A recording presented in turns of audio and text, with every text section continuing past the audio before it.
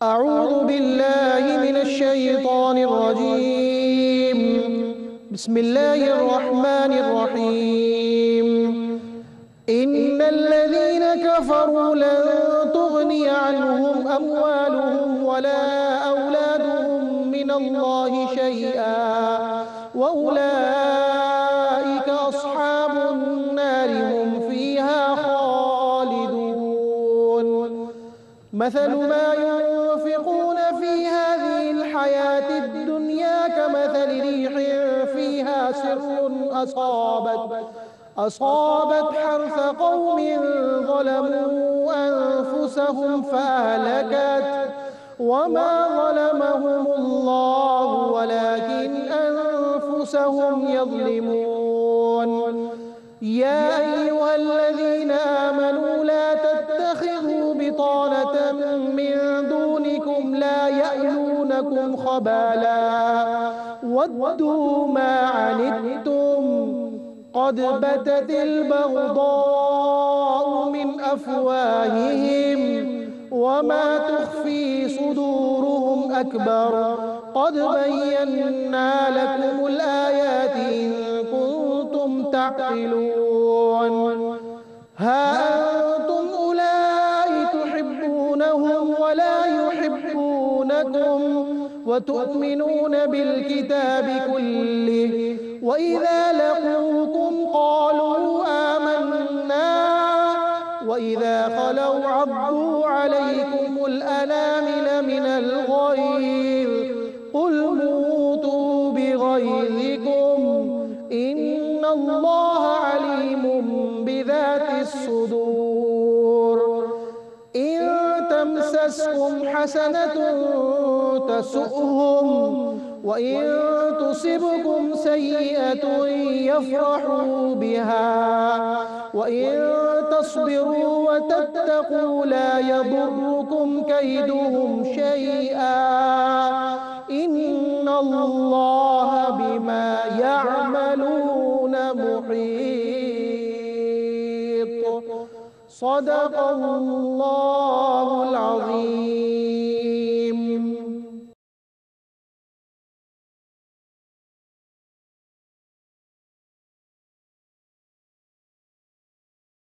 بسم الله الرحمن الرحيم. بسم الله الرحمن الرحيم.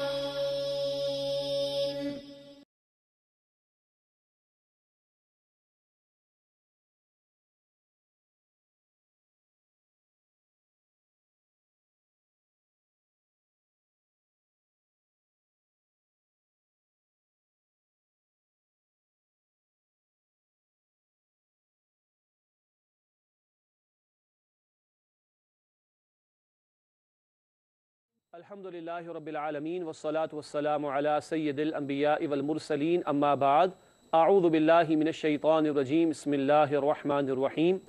ان الذین کفروا لن تغنی عنہم اموالہم ولا اولادہم من اللہ شیئا واولئک اصحاب النار هم فیہا خالدون. صدق اللہ العظیم. اللہم صلی علی محمد وعلی آل محمد وبارک وسلم. رب اشرح لی صدری ویسر لی امری واحلل عقدۃ من لسانی یفقہوا قولی واجعل لی وزیرا من اہلی آمین یا رب العالمین. ناظرین کرام السلام علیکم ورحمۃ اللہ وبرکاتہ. پروگرام بصیرت القرآن میں خوش آمدید. آج الحمدللہ پروگرام نمبر 104 آپ کی خدمت میں پیش کر رہے ہیں. آج ہم مطالعہ کریں گے انشاءاللہ سورہ آل عمران آیات 116 تا 120 کا، اور ان آیات کی تلاوت کے ذریعے قاری سلمان صاحب نے الحمدللہ پروگرام کا باقاعدہ آغاز فرما دیا ہے. روزانہ کی طرح آج بھی ہمارے نوجوان ساتھی اسٹوڈیوز میں موجود ہیں. قرآن اکیڈمی کراچی سے تعلق رکھتے ہیں. آئیے انہیں خوش آمدید کہیں. السلام علیکم ورحمۃ اللہ وبرکاتہ. وعلیکم السلام ورحمۃ اللہ وبرکاتہ. خیریت سے آپ لوگ ماشاءاللہ؟ الحمدللہ. جی الحمدللہ. جی ناظرین کرام، سب سے پہلے ہم سب کی ترغیب و تشویق اور یاد دہانی کے لیے ایک مبارک فرمان نبی اکرم صلی اللہ علیہ وسلم کا. آئیے قرآن سیکھیں. فرمان نبوی صلی اللہ علیہ وسلم. ان قریب فتنہ برپا ہوگا. مزید فرمایا اس سے بچنے کا راستہ قرآن کریم کو تھامنا ہے. جامع ترمذی کی روایت ہے. ایک بڑے فتنے سے رسول پاک علیہ السلام نے آگاہ فرمایا. پھر صحابہ کرام کے سوال پر آپ نے فرمایا کہ کیسے بچو گے پھر صحابہ کرام کے سوال پر آپ نے بتایا کہ فتنے سے بچو گے کیسے؟ قرآن حکیم کو تھام کر۔ پچھلی چند نشستوں سے قرآن کو تھامنے کی بات کی جا رہی ہے، اور بڑے سے بڑا کوئی فتنہ ہو اس سے بھی بچاؤ کا راستہ اللہ کی اس کتاب کو تھامنا ہے۔ اللہ تعالیٰ مزید ہمیں اپنے کلام کو تھامنے کی توفیق عطا فرمائے۔ ناظرین کرام، فرمائٹ کے مطابق بات کو آگے بڑھاتے ہیں اور آج کی زیر مطالعہ آیات کا ترجمہ سمجھتے ہیں۔ سورہ آل عمران آیات 116 تا 120 کا ترجمہ ارشاد ہوا: بے شک جنہوں نے کفر کیا ہرگز کام نہ آئیں گے ان کے مال اور ان کی اولاد اللہ کے سامنے کچھ بھی، اور یہی لوگ جہنم والے ہیں، اس میں ہمیشہ پڑے رہیں گے۔ مثال اس کی جو وہ خرچ کرتے ہیں اس دنیا کی زندگی میں اس ہوا کی طرح ہے جس میں سخت ٹھنڈ ہو اور وہ جا پڑے ایک ایسی قوم کی کھیتی پر جس نے اپنی جانوں پر ظلم کیا ہے، پھر وہ اس کھیتی کو برباد کر دے، اور اللہ نے ان پر ظلم نہیں کیا، اور لیکن وہ اپنی جانوں پر خود ہی ظلم کرتے ہیں۔ اے ایمان والو، نہ بناؤ اپنا رازدار غیروں کو، وہ کسر نہ اٹھا رکھیں گے تمہیں خرابی پہنچانے میں، وہ پسند کرتے ہیں وہ چیز جو تمہیں تکلیف دے، اور ظاہر ہو ہی جاتا ہے بغض ان کی باتوں سے، اور جو کچھ چھپا رہے ہیں ان کے سینے وہ زیادہ بڑا ہے۔ ہم نے تمہارے لیے اپنی آیات کو واضح کر دیا ہے اگر تم غور و فکر کرو۔ مسلمانوں، یہ تم ہی تو ہو جو ان سے محبت کرتے ہو، اور وہ تم سے محبت نہیں کرتے، اور تم تو تمام ہی کتابوں پر ایمان رکھتے ہو، اور جب وہ تم سے ملتے ہیں تو کہتے ہیں کہ ہم بھی ایمان لائے، لیکن جب تنہائی میں ہوتے ہیں تو تمہاری دشمنی میں انگلیاں چباتے ہیں غصے سے۔ اے نبی صلی اللہ علیہ وسلم، فرما دیجئے کہ مر جاؤ اپنی اسی جلن میں، بے شک اللہ جانتا ہے جو کچھ سینوں میں ہے۔ اگر تمہیں پہنچے کوئی بھلائی تو یہ انہیں بری لگتی ہے، اور اگر تمہیں پہنچتی ہے کوئی تکلیف تو اس پر وہ خوش ہوتے ہیں، اور اگر تم صبر کرو اور اللہ کی نافرمانی سے بچتے رہو تو ان کی سازشیں تمہیں کچھ نقصان نہیں پہنچا سکتی، اور بے شک اللہ احاطہ کیے ہوئے ہے اس کا جو کچھ وہ کر رہے ہیں۔ ناظرین کرام، یہ ترجمہ سورہ آل عمران آیات 116 تا 120 کا۔ ترجمے کے بعد چلتے ہیں ربط آیات کی طرف، یعنی گزشتہ آیات اور آج کی زیر مطالعہ آیات کا باہمی تعلق کیا ہے۔ ربط آیات میں پہلی بات لکھی ہے، گزشتہ آیات میں اہل کتاب کے نافرمان اور نیک لوگوں کا بیان تھا۔ ذکر آیا تھا نا، میں نے عرض کیا تھا توازن تو اللہ کے کلام میں، اگر کچھ لوگ نیک تھے ان کا بھی ذکر ہے۔ گزشتہ آیات میں اہل کتاب کے نافرمان اور نیک لوگوں کا بیان تھا، اب ان میں سے کفر کرنے والوں کی مذمت بیان ہو رہی ہے۔ آج اس مذمت پر گفتگو ہوگی آگے چل کر انشاءاللہ۔ ربط آیات کے بعد تعارف کی طرف چلتے ہیں۔ جن آیات پر گفتگو ہوگی ان میں جو موضوعات زیر گفتگو آئیں گے ان کا مختصر جائزہ ہم اولاً لیتے ہیں، اس کو تعارف کہا جاتا ہے۔ تعارف میں 3 باتیں ہیں۔ پہلی بات لکھی ہے، کافروں کا دنیا کا خرچ کردہ مال آخرت میں انہیں کوئی فائدہ نہیں دے گا۔ دوسری بات تعارف میں لکھی ہے، مسلمانوں کو دشمنوں سے ہوشیار رہنے اور ان سے دوستی کی ممانعت۔ تیسری اور آخری بات تعارف میں ہے، مسلمانوں کی فتح و کامیابی کا راز صبر اور تقوی میں ہے۔ ناظرین کرام، یہ تعارف آج کی زیر مطالعہ آیات کے حوالے سے۔ اس کے بعد آیات کا تجزیہ، سورہ آل عمران آیات 116 تا 120 کا تجزیہ آئیے سمجھتے ہیں۔ سب سے پہلے آیت نمبر 116، کفار کو عذاب الہی سے کوئی نہیں بچا سکتا، یہ ہے ان کے بارے میں مذمت کہ یہ اللہ کے عذاب کا شکار ہوں گے۔ آیت 117، کفار کا دنیا میں مال خرچ کرنا آخرت میں بربادی کا باعث ہوگا۔ خوب خرچ کر لو، کفار کے بارے میں ہے، آخرت میں نہ کوئی فائدہ ہوگا بلکہ گھاٹا اور بربادی ہوگی۔ اس کے بعد آیت نمبر 118، اہل ایمان کو مسلمانوں کے علاوہ کسی کو اپنا رازدار بنانے کی ممانعت، یعنی راز کو شیئر کرنا، انٹیلیجنس انفارمیشن کو شیئر کرنا اور دیگر پوشیدہ معاملات پر گفتگو مسلمان سے کرے، کافروں سے نہ کرے۔ اس کے بعد آیت نمبر 119، کفار کی عداوت کا بیان، یعنی ان کی دشمنیوں اور سازشوں کا تذکرہ۔ آخری آیت آج ہم سمجھیں گے سورہ آل عمران آیت نمبر 120، دشمنوں کی ضرر رسانی کا دفاع صبر اور تقوی سے ممکن ہے۔ ضرر کہتے ہیں نقصان کو، تو دشمن کے نقصان سے بچنے کے لیے صبر اور تقوی کی تلقین ہے آیت نمبر 120 میں۔ ناظرین کرام، الحمدللہ آج کی زیر مطالعہ آیات کا ترجمہ، ربط آیات، تعارف اور تجزیے کا بیان مکمل ہوا۔ اب آئیے ان آیات کی تشریح کی طرف چلتے۔ سب سے پہلے سورہ آل عمران آیت نمبر 116، رب العالمین کی طرف سے ارشاد ہوا ان الذین کفروا لن تغنی عنہم اموالہم ولا اولادہم من اللہ شیئا واولئک اصحاب النار ہم فیہا خالدون۔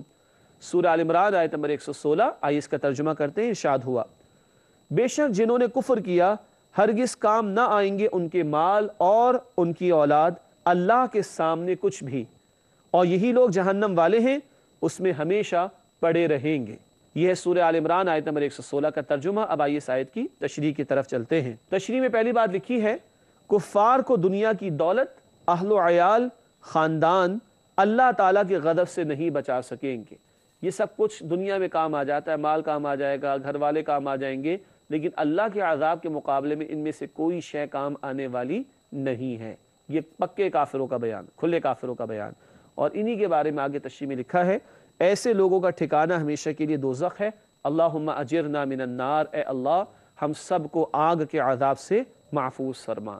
مال کی محبت میں ڈوب کر، اولاد کی محبت یعنی دنیا کی محبت میں ڈوب کر حق کو فراموش کیا ہے تو ایسے کفار کا ٹھکانہ جہنم کی بھڑکتی ہوئی آگ میں ہوگا۔ اللہ تعالیٰ اس آگ سے ہم سب کی حفاظت فرمائے۔ ناظرین کرام، بات کو آگے بڑھاتے ہیں، سورہ آل عمران آیت نمبر 117 کا ترجمہ کرتے ہیں اور اس کی تشریح کو سمجھتے ہیں۔ ارشاد ہوا رب العالمین کی جانب سے مثل ما ينفقون في هذه الحياة الدنيا كمثل ريح فيها سر أصابت حرث قوم ظلموا أنفسهم فأهلكت وما ظلمهم الله ولكن أنفسهم يظلمون۔ سورہ آل عمران آیت نمبر 117، آئیے اس کا ترجمہ کریں۔ ارشاد ہوا مثال اس کی جو وہ خرچ کرتے ہیں اس دنیا کی زندگی میں اس ہوا کی طرح ہے جس میں سخت ٹھنڈ ہو اور وہ جا پڑے ایک ایسی قوم کی کھیتی پر جس نے اپنی جانوں پر ظلم کیا ہے، پھر وہ اس کھیتی کو برباد کر دے، اور اللہ نے ان پر ظلم نہیں کیا اور لیکن وہ اپنی جانوں پر خود ہی ظلم کرتے ہیں۔ ناظرین کرام، یہ ترجمہ سورہ آل عمران آیت نمبر 117 کا۔ اب آئیے اس آیت کی تشریح کی طرف چلتے ہیں۔ تین باتیں اس آیت کی تشریح میں ہم سمجھیں گے۔ سب سے پہلی بات، کفار کا دنیا میں بظاہر بھلائی کے کاموں میں خرچ کرنا انہیں آخرت میں کوئی فائدہ نہیں دے سکے گا۔ کفار کو ہم دیکھتے ہیں نا، بڑے سوشل ویلفیئر کے کام بھی ہوتے ہیں، اچھی بات ہے، کریں، ہم منع نہیں کرتے اس سے، لیکن مسئلہ ہے کہ اگر اللہ اور آخرت پر ایمان ہے ہی نہیں تو آخرت میں کیوں ان کو کوئی فائدہ دیا جائے؟ آخرت میں عمل کی قبولیت اور کل کے فائدے کے لیے ایمان شرط لازم ہے، اور احادیث میں ذکر آتا ہے، ناظرین توجہ فرمائیے گا، کہ بڑے خیر کے کام اگر کر بھی لیں کفار تو اس کا بدلہ دنیا ہی میں دے دیا جائے گا، آخرت میں ان کے لیے کچھ نہیں ہے۔ آخرت میں قبولیت اور نجات کے لیے شرط لازم وہ ایمان ہے، اور ایمان بھی کیسا؟ محمد کریم صلی اللہ علیہ وسلم کو اللہ کا آخری رسول ماننا۔ ہاں، کفار تک یہ دعوت حق پہنچانے کی ذمہ داری کس پر ہے؟ وہ ہم مسلمانوں پر ہے، ہمیں بھی اس کا خیال رکھنا چاہیے۔ اگلی بات، ایک مثال یہاں پر آئی، اس کا تذکرہ تشریح میں بھی ہے۔ جس طرح عمدہ فصل کو ٹھنڈی ہوا تباہ کر دیتی ہے، اسی طرح کفر کرنے والوں کا عمل آخرت میں ضائع ہو جائے گا۔ فصل پہ کوئی زوردار ہوا چلے، تیز ہوا چلے، ٹھنڈ بھی اس کے اندر ہو تو فصل برباد ہو جاتی ہے، کھڑی تھی مگر برباد ہو گئی۔ عمل ہوں گے بڑے خیر کے مگر ایمان کے بغیر ہوں گے، کفر کے ساتھ ہوں گے تو وہ آخرت میں ضائع ہو جائیں گے۔ تیسری اور آخری بات اس آیت کی تشریح میں ہے، عمل کا ضائع کرنا اللہ تعالیٰ کا ظلم نہیں بلکہ کفار کا خود ایمان سے محروم رہنا ان کا اپنے اوپر ظلم ہے۔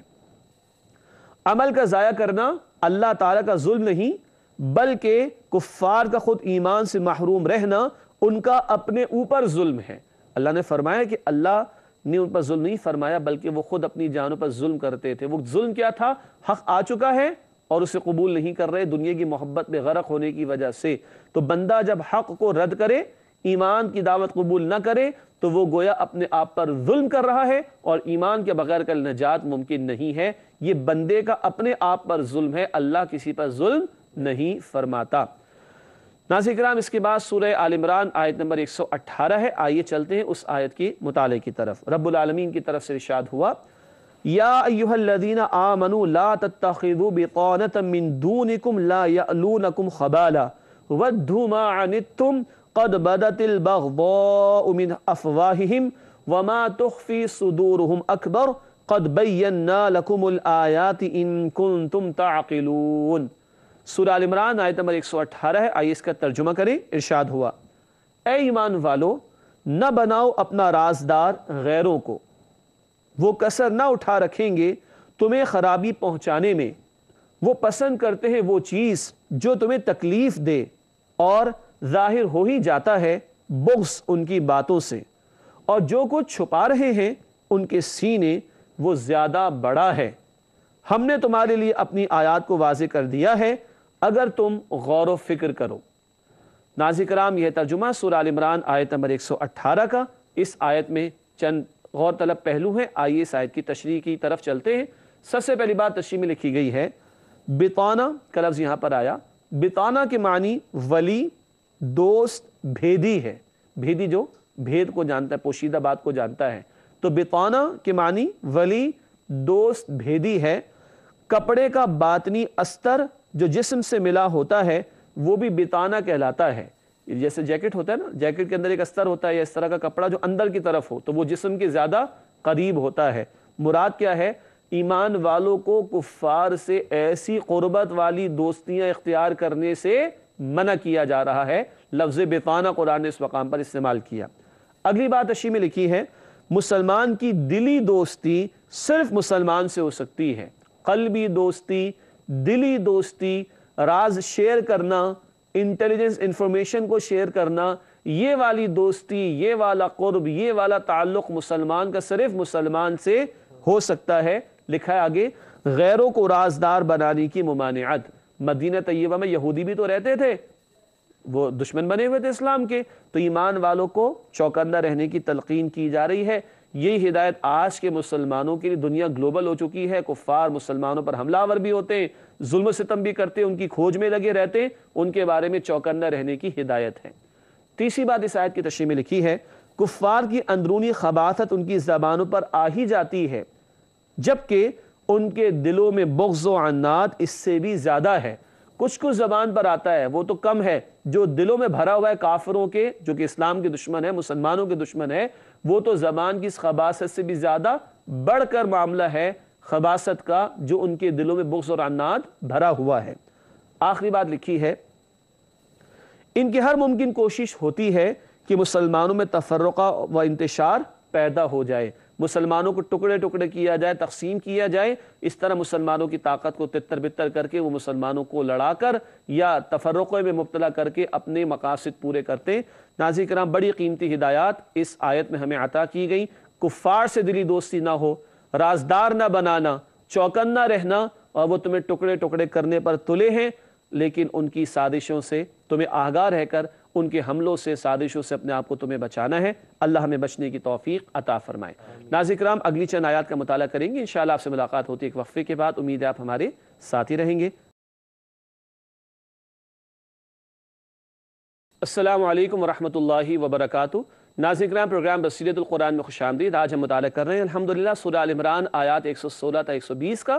وقفے سے پہلے آیت نمبر 118 کا مطالعہ مکمل ہوا، چلتے ہیں آگے اور آیت نمبر 119 کا مطالعہ شروع کرتے ہیں۔ رب العالمین کی طرف سے ارشاد ہوا، ہا انتم اولائی تحبونہم ولا یحبونکم وتؤمنون بالکتاب کلہ وَإِذَا لَقُوكُمْ قَالُوا آمَنَّا وَإِذَا خَلَوْا عَضُّوا عَلَيْكُمُ الْأَنَامِنَ مِنَ الْغَيْظِ قُلْ مُوتُوا بِغَيْظِكُمْ إِنَّ اللَّهَ عَلِيمٌ بِذَاتِ الصُّدُورِ۔ سورہ آل عمران آیت نمبر 119 سے آئیے اس کا ترجمہ کرتے ہیں۔ ارشاد ہوا، مسلمانوں، یہ تم ہی تو ہو جو ان سے محبت کرتے ہو اور وہ تم سے محبت نہیں کرتے، اور تم تو تمام ہی کتابوں پر ایمان رکھتے ہو، اور جب وہ تم سے ملتے ہیں تو کہتے ہیں کہ ہم بھی ایمان لائے، لیکن جب تنہائی میں ہوتے ہیں تو تمہاری دشمنی میں انگلیاں چباتے ہیں غصے سے۔ اے نبی صلی اللہ علیہ وسلم فرما دیجئے کہ مر جاؤ اپنی اسی جلن میں، بے شک اللہ جانتا ہے جو کچھ سینوں میں ہے۔ ناظرین کرام یہ ترجمہ سورہ آل عمران آیت نمبر 119 کا۔ اس آیت کی تشریح کی طرف چلتے ہیں۔ 3 نکات ہیں جو اس آیت کی تشریح میں ہم سمجھیں گے انشاءاللہ۔ سب سے پہلا نقطہ لکھا ہے مسلمان تمام آسمانی کتب پر ایمان رکھتے ہیں جبکہ اہل کتاب قرآن پر ایمان نہیں رکھتے۔ یہ بنیادی فرق ہے مسلمانوں میں اور اہل کتاب میں۔ ہم تمام پیغمبروں کتابوں پر ایمان رکھتے ہیں، ہاں کن کتابوں پر جو اوریجنلی جو اصلاً پچھلے پیغمبروں کو عطا ہوئی، ہم سب پر ایمان رکھتے ہیں۔ ان کا معاملہ انہوں نے ڈیویژن کر دی، موسیٰ علیہ السلام کو مانتے یہود، نبی اکرم صلی اللہ علیہ وسلم کا انکار کر دیتے ہیں، انجیل کو مانتے نصارہ مگر قرآن کا انکار کر دیتے ہیں۔ یہ بنیادی فرق۔ مسلمان تمام آسمانی کتب پر ایمان رکھتے ہیں جبکہ اہل کتاب قرآن پر ایمان نہیں رکھتے۔ دوسرا نقطہ تشریح میں ہے منافق قسم کے یہودی بظاہر ایمان کا دعویٰ کرتے ہیں، منافق قسم کے یہودی بظاہر ایمان کا دعویٰ کرتے ہیں لیکن تنہائی میں مسلمانوں سے شدید عداوت رکھتے ہیں۔ ایک وہ منافقین تھے نا عبداللہ بن ابی کی طرح کے، ایک وہ جو شعوری منافقین تھے، ان کا بیان پہلے آ چکا ہے۔ تو یہ اس طرح کے منافقین کی جیسے جو یہود تھے، ایمان کا جھوٹا دعویٰ کیا اور نبی اکرم صلی اللہ علیہ وسلم کی محفل میں آئے اور پھر کفر کر کے نکل گئے۔ یہ جو اس طرح کی نوعیت کے لکھا ہے ہم نے منافق قسم کے یہودی بظاہر ایمان کا دعویٰ کرتے ہیں لیکن تنہائی میں مسلمانوں سے شدید عداوت رکھتے ہیں۔ اگلا اور آخری نقطہ لکھا ہے مسلمانوں سے اگر وہ کوئی خیر خواہی کی بات کرتے ہیں تو وہ بھی منافقت پر مبنی ہوتی ہے۔ زبان بڑی شیریں ہوگی، بڑی شوگر کوٹڈ ہوگی، بڑی میٹھی میٹھی باتیں ہوں گی لیکن دلوں کے اندر کیا ہوگا؟ بغض اور عناد بھرا ہوگا، جیسے پچھلی آیت میں بھی ذکر آیا، اور تنہائی میں ہوں گے تو غصے سے اپنی انگلیاں چبائیں گے۔ انگلیاں چبانا سمجھتے ہیں؟ ہاں، یہ اس کا یہ مطلب نہیں کہ ٹیسٹی لگتی ہوگی، مطلب یہ محاورہ ہے کاہے کے لیے؟ غصے کے اظہار کے لیے۔ ناظرین کرام یہ سورہ آل عمران آیت نمبر 119 کی تشریح۔ چلتے ہیں آخری آیت جو آج ہم سمجھ رہے ہیں، آل عمران آیت نمبر 120 کے مطالعے کی طرف۔ رب العالمین کی طرف سے ارشاد ہوا ان تمسسکم حسنۃ تسؤہم وان تصبکم سیئۃ یفرحوا بها وان تصبروا وتتقوا لا یضرکم کیدہم شیئا ان اللہ بما یعملون محیط۔ سورہ آل عمران آیت نمبر 120 ہے۔ آئیے اس کا ترجمہ سمجھتے ہیں۔ ارشاد ہوا اگر تمہیں پہنچے کوئی بھلائی تو یہ انہیں بری لگتی ہے، اور اگر تمہیں پہنچتی ہے کوئی تکلیف تو اس پر وہ خوش ہوتے ہیں، اور اگر تم صبر کرو اور اللہ کی نافرمانی سے بچتے رہو تو ان کی سازشیں تمہیں کچھ نقصان نہیں پہنچا سکتی، اور بے شک اللہ احاطہ کیے ہوئے ہے اس کا جو کچھ وہ کر رہے ہیں۔ ناظرین کرام یہ ترجمہ سورہ آل عمران آیت نمبر 120 کا۔ آئیے اس آیت کی تشریح کی طرف چلتے ہیں۔ اس تشریح میں بھی 3 نکات جو ہم سمجھیں گے انشاءاللہ۔ پہلی بات تشریح میں لکھی گئی ہے مسلمانوں کو بھلائی حاصل ہو تو وہ جل بھن جاتے ہیں، اور اگر کوئی تکلیف پہنچے تو خوشی سے پھولے نہیں سماتے۔ پھولے نہ سمانا یعنی کہ برداشت نہیں ہوتا، یعنی کہ پھٹ پڑے خوشی کے عالم میں۔ تو مسلمانوں کو ذرا بھلائی پہنچے تو خوب جو ہے وہ جل بھن جاتے ہیں، ذرا تکلیف آئے تو خوشی سے پھولے نہیں سماتے۔ یہ ہے اہل کتاب خصوصاً یہود کا معاملہ، اور یہ آج بھی ہوگا۔ مسلمان ملکوں میں سے کسی کو کوئی صلاحیت مل جائے تو جل بھن جاتے ہیں، اور مسلمان ممالک میں کوئی نقصان ہونا شروع ہو جائے تو بڑے خوش ہوتے کفار، اور ایک دوسرے کے ساتھ شرابوں کے جام چھلکا کر بھی پیتے ہوں گے۔ یہ آج بھی ہے۔ قرآن بڑا زندہ کلام ہے اللہ کا، ہر دور کی رہنمائی اور تصویر کشی اس میں کر دی گئی۔ اگلا نقطہ لکھا ہے اس آیت کی تشریح میں مخالفین کے عناص سے محفوظ رہنے کا آسان نسخہ۔ کیا یہ نہیں بتایا کہ تلواریں تمہاری تیار رہیں، ہتھیار تمہارے تیار رہیں، گھوڑے تمہارے تیار رہیں؟ وہ بھی رہنے چاہیے۔ قرآن ہی کہتا ہے، سورہ انفال میں پڑھیں گے، گھوڑے تیار رکھنا اور جو بھی طاقت استطاعت تیار رکھنا، مگر یہاں بہت بڑا ہتھیار بتایا جا رہا ہے۔ وہ کیا؟ اہل ایمان صبر اور تقوی اختیار کریں، اللہ کی رضا کی خاطر سب کچھ جھیلنا برداشت کرنا، اور تقوی سے مراد یہ کہ گناہوں سے بچنا، اس پر توجہ دلائی گئی۔ مخالفین کے عناص سے محفوظ رہنے کا آسان نسخہ اہل ایمان صبر اور تقوی اختیار کریں۔ آخری بات اس آیت کی تشریح میں ہے اللہ تعالیٰ دشمنوں کے ہر عمل کا احاطہ کیے ہوئے ہے۔ یہ دھمکی ہے کفار کے لیے ہر دور کے، لاکھ سازشیں کر لیں کفار، اہل ایمان کے خلاف وہ اللہ کے علم سے باہر نہیں رہ سکتے۔ اور یہ تسلی ہے ایمان والوں کے لیے۔ کیا تسلی؟ کہ دیکھو تم پر ظلم و ستم اگر ہو رہا ہو تو برداشت کر رہے ہو نا، تو اللہ اس سے واقف ہے، اور اللہ کل بدلہ لے گا ان کفار سے۔ ایک ہی طرح کے الفاظ ہوتے، یہ ایک ہی بات ہوتی ہے، مگر اس میں ایک تسلی ایمان والوں کے لیے ہوتی ہے اور ایک ڈراوا کفار اور دین کی مخالفت کرنے والوں کے لیے ہوا کرتا ہے۔ ناظرین کرام الحمدللہ سورہ آل عمران کی آیات 116 تا 120 کا مطالعہ مکمل ہوا۔ آگے چلتے ہیں اور اب وقت ہے ہمارے نوجوان ساتھیوں کے سوالات کا. آئیے ان سے پوچھیں وہ ہم سے کیا معلوم کرنا چاہتے ہیں. جی سہیب پہلا سوال آپ ہی کریں گے؟ جی بتائیے. میرا سوال یہ ہے کہ یہاں آیت میں الفاظ آئے تھے وَتَصْبِرُوا وَتَتَّقُوا کے، تو یہاں صبر اور تقوی سے کیا مراد ہے؟ ماشاءاللہ، صبر اور تقوی سے کیا مراد ہے؟ بات یہ آئی، ابھی آخری آیت ہی ہم نے سمجھی کہ اگر تم صبر کرو گے، تقوی کی روش اختیار کرو گے تو ان کی سازشیں تمہیں نقصان نہیں پہنچا سکیں گی. اب سہیب صاحب یہ چاہ رہے ہیں کہ تھوڑی اس کی وضاحت ہو جائے کہ صبر سے کیا مراد اور تقوی سے کیا مراد. صبر کے معنی جھیلنے اور برداشت کرنے کے بھی ہوتے ہیں، اور صبر کے ذریعے اللہ کی مدد آتی ہے.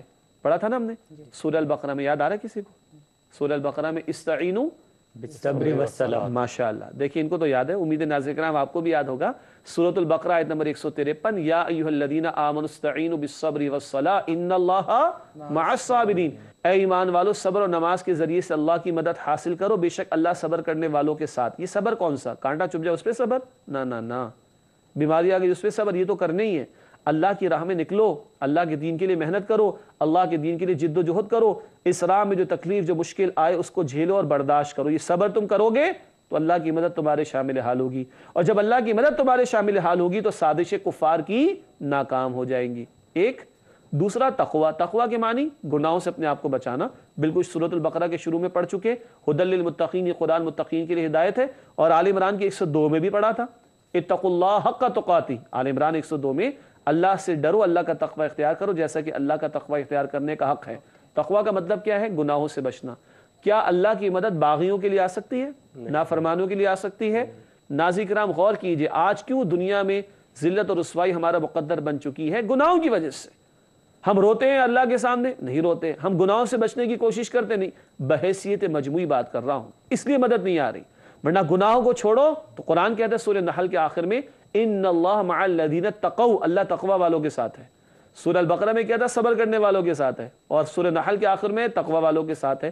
یہ ہے صبر، یہ تقوی اگر امت اختیار کرے گی تو اللہ کی مدد امت کے شامل حال ہوگی، اور کفار کا مقابلہ بھی کر سکیں گے، اور ان کی سازشیں انشاءاللہ ناکام ہوں گی. ٹھیک ہے جی سعد، آپ کے پاس کیا سوال؟ سر میرا سوال یہ ہے کہ قرآن مجید میں جا بجا مال اور اولاد کے حوالے سے تذکرہ آتا ہے کہ وہ قیامت کے دن انسان کے کام نہیں آئیں گے، تو ان دو چیزوں کا بار بار تذکرہ کرنے کی کیا حکمت ہے؟ ماشاءاللہ. خیر ابھی تو آپ اسٹوڈنٹ لائف گزار رہے ہیں، لیکن سوال بڑا قیمتی ہے کہ مال اور اولاد کا ذکر بار بار آتا ہے، اس کی وجہ کیا ہے؟ اور یہ بالکل کام نہیں آئیں گے. ایک سوال آ سکتا ہے کہ اب بالکل کا مطلب بالکل بالکل ہے یا کچھ کچھ کام بھی آئیں گے؟ اس کو بھی تھوڑا سمجھ لیتے ہیں. پہلی بات، اصلاً تو یہ دنیا کی محبت ہے جو کہ سب سے بڑا فتنہ ہے، اور اس دنیا کی محبت میں ڈوبنا ہی انسان کو اگر مسلمان ہے تو نفاق کی طرف لے جاتا ہے، اور اگر کافر ہے تو حق کی طرف آنے نہیں دیتا. دنیا کی محبتوں میں سے بڑی بڑی دو محبتیں ہیں، مال کی محبت اور اولاد کی محبت.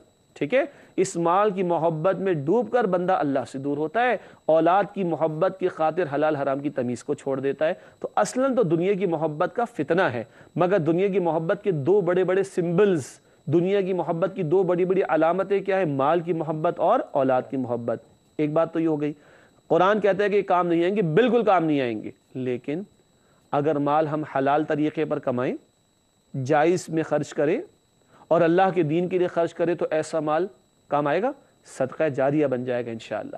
اولاد اگر نیک ہو، صالح ہو، اس کی دین کی خطوط پر ہم تربیت کریں اور وہ نیک بن جائے تو کیا اولاد ماں باپ کے کام آئے گی؟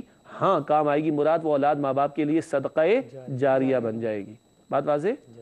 الحمدللہ. جی احمد، آپ کا سوال؟ سر میرا سوال یہ ہے کہ آیات میں حکم آیا ہے کہ کفار سے دلی دوستی نہ رکھو، اور اگلی آیات میں یہ بھی حکم آیا ہے کہ تم ہی ہو جو ان سے محبت کرتے ہو، تو یہ کس قسم کی محبت ہے ان کی؟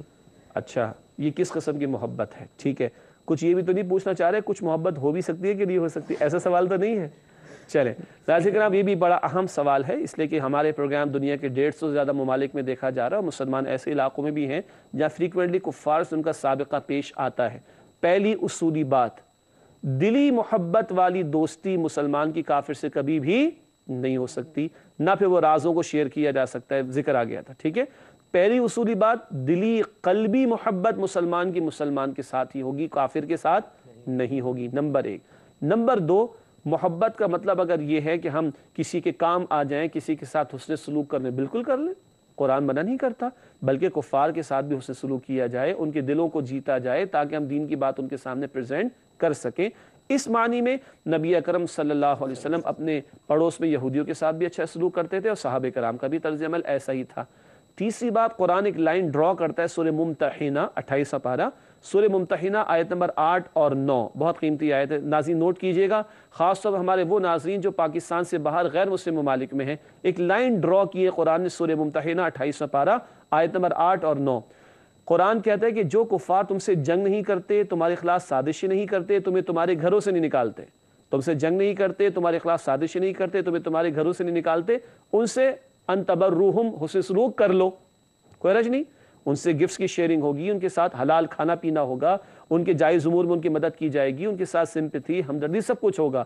لیکن اگلی آیت میں سورہ ممتحنہ آیت نمبر 9 قرآن کہتا ہے کہ وہ کفار جو تم سے جنگ کریں، تمہارے خلاف سازشیں کریں، تمہیں تمہارے گھروں سے نکالیں یا تمہارے نکالنے پر کسی کی مدد کرے، ان کے ساتھ اب وہ معاملہ حسن سلوک والا نہیں ہوگا۔ تفصیل اس مقام پر پڑھی جا سکتی ہے۔ تو محبت دلی مسلمان کی مسلمان سے، کافر سے نہیں ہوگی۔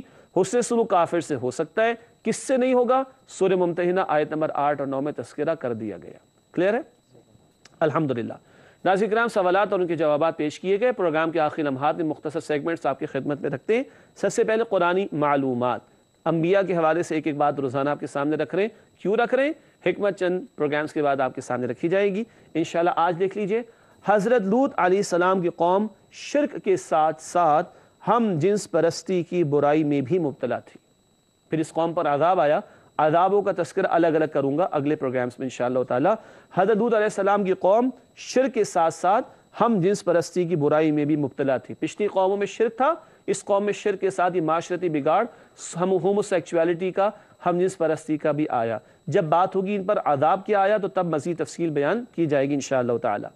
اگلا سیگمنٹ ہمارے حاصل مطالعہ، یعنی جن باتوں کو آج ہم نے سمجھا ان کا مختصر راؤنڈ اپ یا جائزہ۔ آخر میں چند باتیں ہیں۔ نمبر 1، اہل ایمان مسلمانوں کے علاوہ کسی سے قلبی دوستی نہ کریں، سوال کے جواب میں بھی بات دہرا دی گئی۔ دوسرا نقطہ حاصل مطالعہ میں، مخالفین کا اہل اسلام سے حسد ان کی باتوں سے ظاہر ہو جاتا ہے۔ کتنی شوگر کوٹڈ باتوں، کچھ نہ کچھ تو زبان سے ظاہر ہو ہی جاتا ہے، مسلمانوں کو چوکندہ رہنے کے لیے کہا گیا۔ تیسری بات ہے حاصل مطالعہ میں، اہل ایمان دشمنوں کی سازش سے بچنے کے لیے صبر اور تقوی اختیار کریں۔ صبر کی تفسیر تقوی کا بیان بھی آپ کے سامنے رکھ دیا گیا تھا الحمدللہ۔ ناظرین کرام، حاصل مطالعہ کے بعد چلتے ہیں جائزے کی طرف۔ جائزے میں ہم اپنا جائزہ ہی لیتے ہیں۔ کچھ سوالات۔ پہلا سوال، کیا ہماری دلی دوستی واقعی مسلمانوں کے ساتھ ہے؟ قلبی دوستی، دلی دوستی آج ہماری مسلمانوں کے ساتھ ہے، کافروں کے ساتھ ہے؟ ہم بھی سوچیں اور ہمارے اوپر والے بھی سوچ لیں، کس سے دلی دوستیاں ہیں؟ انڈیویجول لیول پر، کلیکٹیو لیول پر سوچنا پڑے گا۔ دوسرا سوال جائزے کے اعتبار سے، کیا ہم اپنے معاملات مسلمانوں کی مشاورت سے ہی چلاتے ہیں؟ یعنی کس کے مشورے چل رہے ہیں، کس کی انسٹرکشنز پر عمل ہو رہا ہے؟ ہم لوگ انڈیویجولی بھی دیکھیں کس کی تہذیب ہمیں پسند ہے، کس کے طور طریقے ہمیں پسند ہیں، کس کے ریچولز ہمیں پسند ہیں، کن کی ایتھیکل ویلیوز ہمیں پسند ہیں، کن کی معاشرتی اقدار انڈیویجول لیول پر اور کلیکٹیو لیول پر ہمیں پسند ہیں، کس کے مطابق عمل ہو رہا ہے، مسلمانوں کے مشوروں سے یا کفار کی انسٹرکشنز کی بنیاد پر؟ تیسرا اور آخری سوال، سخت بات ہے، کیا ہمارا ظاہر اور باطن ایک جیسا ہے؟ وہ تو جھوٹے منافق تھے نا یہودیوں کے، کبھی کچھ دل میں کچھ زبان پر کچھ۔ ہمارا معاملہ کیا ہے؟ ظاہر اور باطن ایک ہے کہ نہیں؟ ظاہر اور باطن کا الگ ہو جانا یہ تو منافقانہ طرز عمل ہے۔ ناظرین کرام، پروگرام کی آخری دو باتیں، گزشتہ سوال کا جواب۔ پچھلے پروگرام میں سوال آپ کے سامنے رکھا تھا ہم نے، تم جہاں کہیں بھی ہو اللہ تعالیٰ تمہارے ساتھ ہوتا ہے، یہ بات کس آیت میں بیان کی گئی ہے؟ درست جواب ہے، ہنٹ آپ کو دی گئی تھی، 27 پارے کی درست جواب ہے سورۃ الحدید آیت نمبر 4۔ سورۃ الحدید آیت نمبر 4، ہوا معکم اینما کنتم، تم جہاں کہیں بھی ہوتے ہو اللہ سبحانہ وتعالیٰ تمہارے ساتھ ہوتا ہے۔ آج کا سوال نوٹ کیجئے گا، آخری بات آج کے پروگرام کی۔ آج کا سوال، زمین میں کوئی شے نہیں جو اللہ تعالیٰ کی تسبیح نہ کرتی ہو مگر تم اس کی تسبیح کو سمجھ نہیں سکتے۔ زمین میں کوئی شے نہیں جو اللہ تعالیٰ کی تسبیح نہ کرتی ہو مگر تم اس کی تسبیح کو سمجھ نہیں سکتے۔ یہ بات کس آیت میں بیان کی گئی ہے؟ ہنٹ کے لیے 15واں پارہ دیکھ لیجئے گا، انشاءاللہ جواب آپ کو ملے گا، اگلے پروگرام میں پیش کریں گے۔ اسی کے ساتھ ناظرین کرام، ہمارے اس پروگرام کا وقت مکمل ہوا۔ آپ ساتھیوں کا بہت شکریہ، جزاکم اللہ خیر، احسن الجزا۔